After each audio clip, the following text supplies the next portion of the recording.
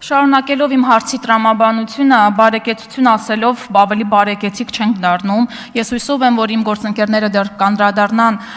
գործազրկության աղքատության ընդհանուր Հայաստանում ցուցանիշներին, բայց ես իմ պարտքն եմ համարում անդրադառնալ արցախցիների շրջանում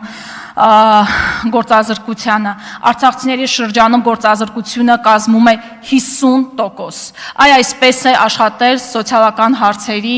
եւ աշխատանքի եւ սոցիալական հարցերի նախարարությունը, հասել այն բարեկեցությանը, որ հիմա արդեն արժե, որ նախարարությունը փոխվի բարեկեցության։ Արցախցիների շրջանում միջին աշխատավարձը 150,000 դրամ է կազմում, 150,000 դրամ։ Իսկ երբ որ մենք հիմա բացում ենք, խնդրում եմ լռություն պահպանել, իսկ երբ որ մենք հիմա բացում ենք ամենապարզ առաջին մտքին եկող կայքը, ասենք լիստեը մենք բացում, որպեսզի բնակվարձերի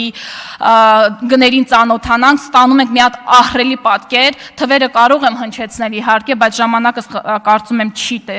չի ների, ես իմ էջում կհրապարակեմ, պարզ մեծամասնությունը, ովքեր որ ապրում են վարձով,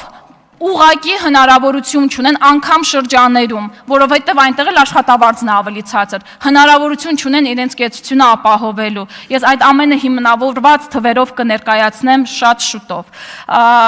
Այս առումով կառավարության ծրագրում ամբողջ այս փաթեթի վերաբերյալ կա ընդամենը մեկ նախադասություն. շարունակվելու է Ղարաբաղից տեղահանված 10,000 ընտանիքի բնակապահովման ծրագիրը։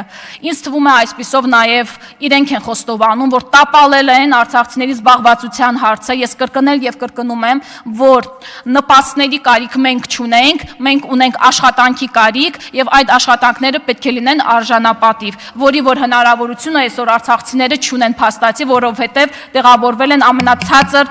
վարձատրվող աշխատանքով։ Հետևաբար որևէ բարեկեցություն չկա, որևէ հիմնավորում չկա, որպեսզի դա կոչվի բարեկեցություն։ Շնորհակալ եմ։ Արման Եղոյան նախապատրաստվի Ագնես